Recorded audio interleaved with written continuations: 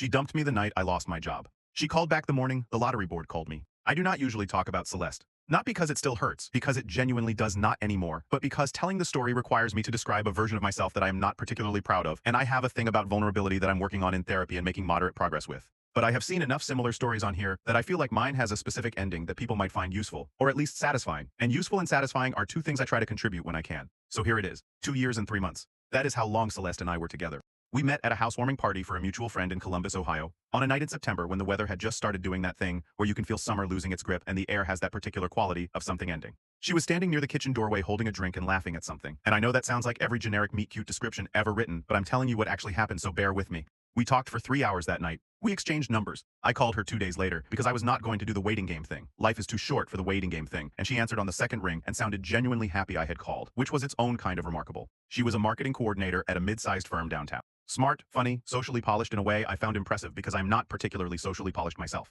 I am more of a quietly competent in small groups kind of person than a works any room kind of person. She had an energy that I found energizing, which is a thing that sounds simple but is actually pretty rare in my experience. Most people's energy is neutral at best or draining at worst. Celeste made me feel like the room was slightly more alive. For about the first year, things were good. I was working as a project coordinator for a regional construction firm. Decent job, not thrilling, but stable and well-paying enough that I could live comfortably, save reasonably, and not spend mental energy on money that I could be spending on other things. I am not someone who needs a lot. I have my apartment, my books, my running habit, a small and solid friend group. I have never been particularly motivated by status or acquisition.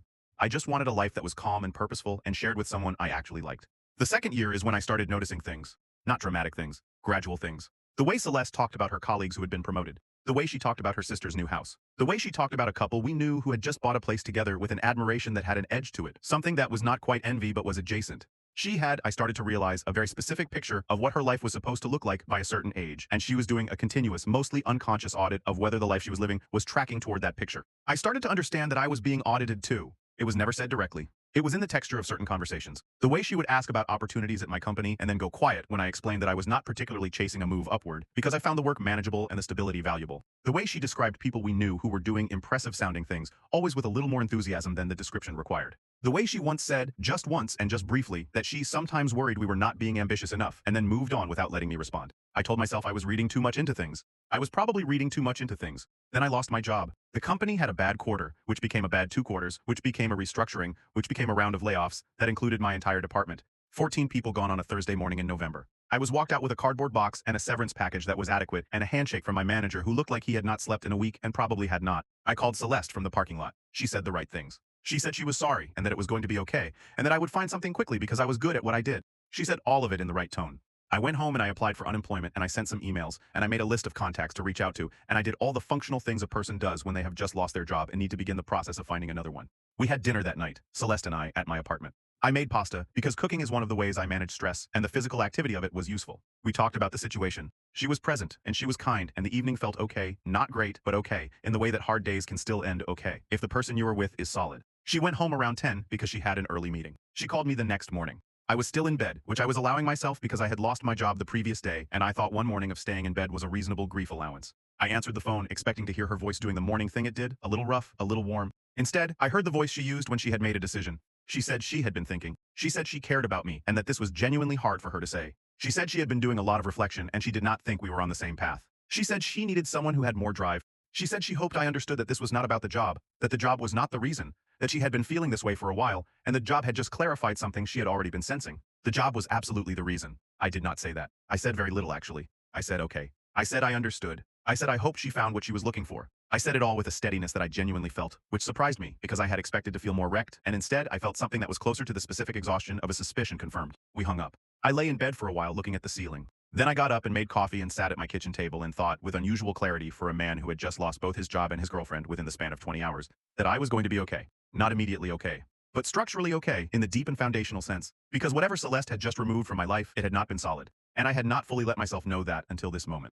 I should tell you about the lottery ticket before you assume this is the kind of story where I immediately become wealthy and everything resolves neatly. I bought it 6 weeks after the breakup on a Saturday afternoon at a gas station in the middle of a drive I was taking for no particular reason, except that I had found in the previous weeks that driving helped me think, and I had a lot of thinking to do. I had been applying for jobs with moderate success, which is to say I had some interviews and some promising conversations, but nothing had closed yet, and I was living on severance and being careful with money in the specific focused way that makes you feel competent even when the underlying situation is uncomfortable. I bought the ticket the way I bought lottery tickets approximately 4 times a year, which is casually and without expectation, as a kind of small and affordable participation in the theoretical possibility of a completely different kind of day. I scratched it in the gas station parking lot with a coin from my cup holder. I looked at the numbers.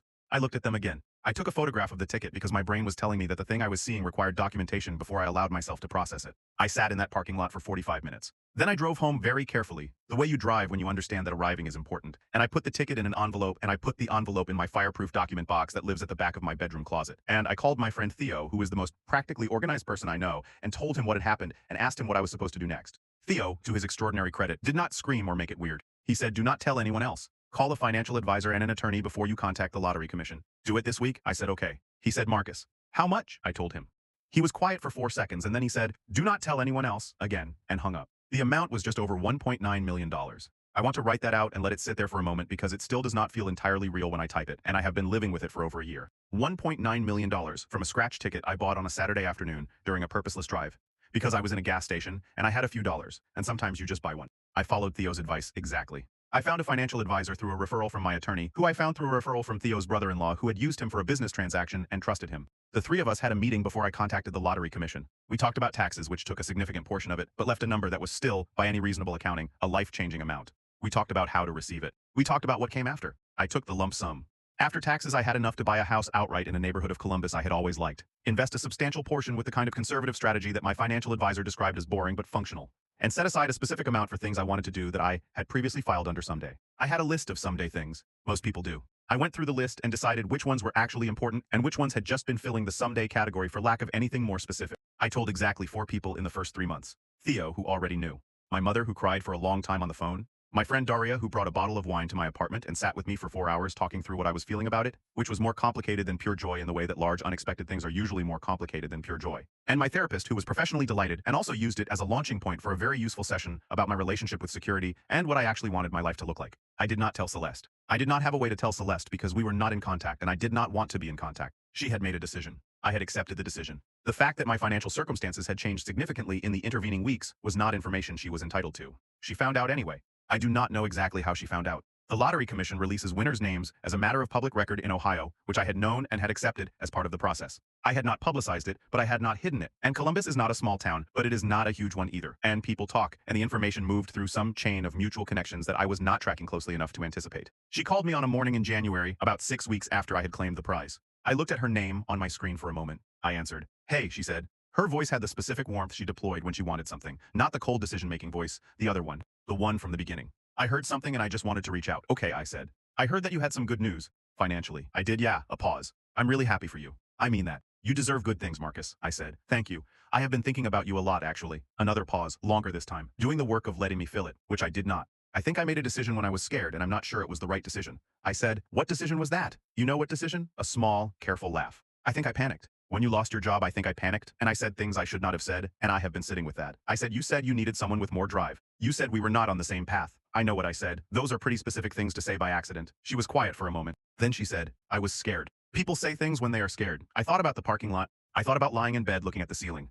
I thought about the 6 weeks of driving and applying for jobs and being careful with money and doing the quiet, unglamorous work of reconstructing stability out of materials that were not ideal before the Saturday afternoon gas station and the coin from the cup holder. I said, "Celeste, when you called me that morning, I had lost my job the day before." "I know. I was lying in bed when you called." "I know, and I have felt terrible about the timing." "The timing," I said, "is the whole thing. Not most of the thing. The whole thing." She went quiet. I said, "I do not think you panicked. I think you made a clear-eyed decision based on information you had at the time, and the information you had was that I had just lost my job and you did not want to be with someone who had just lost their job.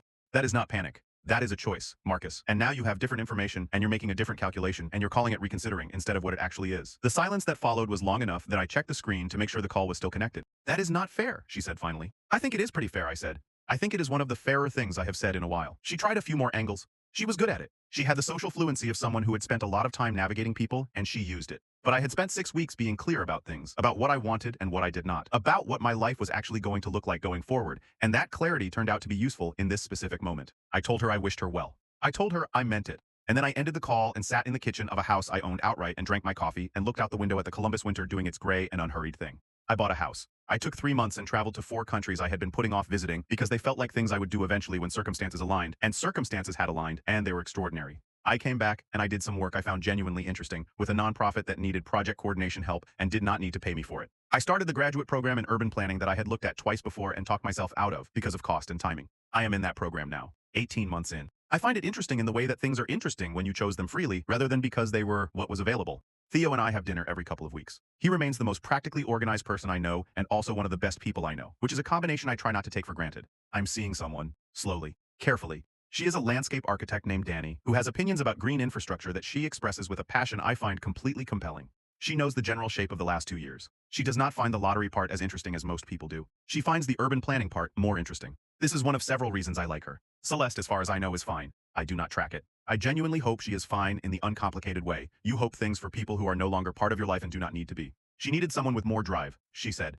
I bought a scratch ticket on a Saturday afternoon because I had a few dollars, and sometimes you just buy one. I do not think drive was ever really the issue.